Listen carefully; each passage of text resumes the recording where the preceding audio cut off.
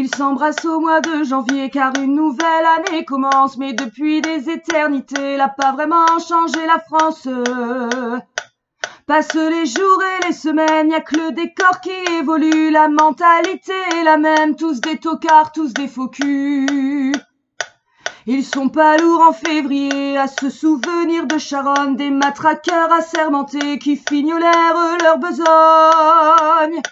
La France est un pays de flics, à tous les coins de rue y en a 100. Pour faire régner l'ordre public, ils assassinent impunément. Quand on exécute au mois de mars de l'autre côté des Pyrénées un anarchiste du Pays Basque pour lui apprendre à se révolter, il crie, il pleure et il s'indigne de cette immonde mise à mort. Mais ils oublient que la guillotine chez nous aussi fonctionne encore. Être né sous le signe de l'Hexagone, c'est pas ce qu'on fait de mieux en ce moment. Et le roi des cons sur son trône, je parierais pas qu'il est allemand. On leur a dit au mois d'avril à la télé, dans les journaux, de pas se découvrir d'un fil, que les printemps c'est pour bientôt.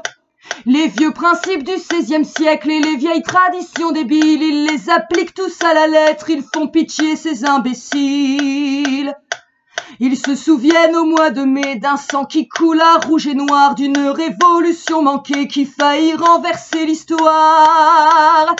Je me souviens surtout de ces moutons effrayés par la liberté, s'en allant voter par millions pour l'ordre et la sécurité.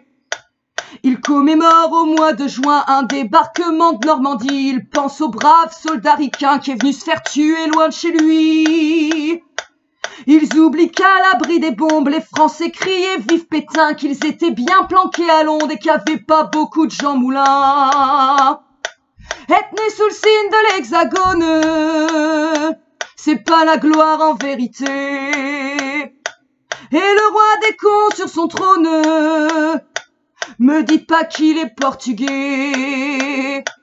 Ils font la fête au mois de juillet en souvenir d'une révolution qui n'a jamais éliminé la misère et l'exploitation.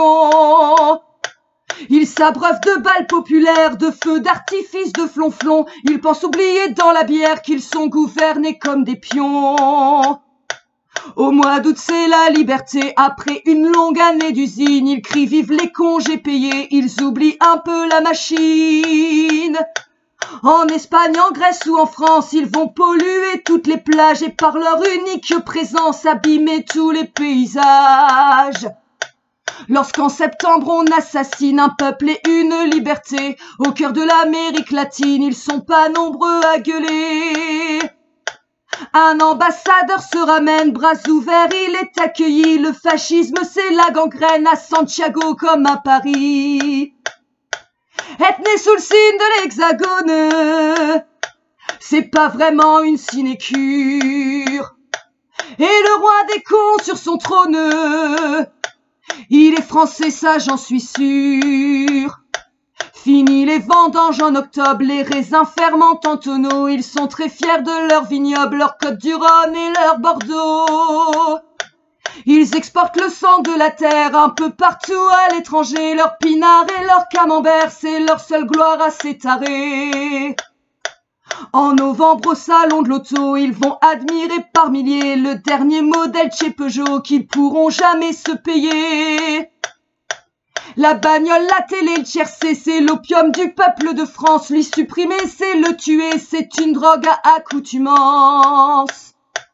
En décembre, c'est l'apothéose, la grande bouffée, les petits cadeaux. Ils sont toujours aussi moroses, mais il y a de la joie dans les ghettos. La terre peut s'arrêter de tourner, ils rateront pas leur réveillon. Moi, je voudrais tous les voir crever, étouffés de dindons marrons.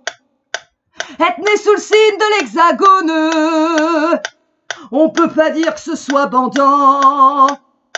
Si le roi des cons perdait son trône, il y aurait 60 millions de prétendants.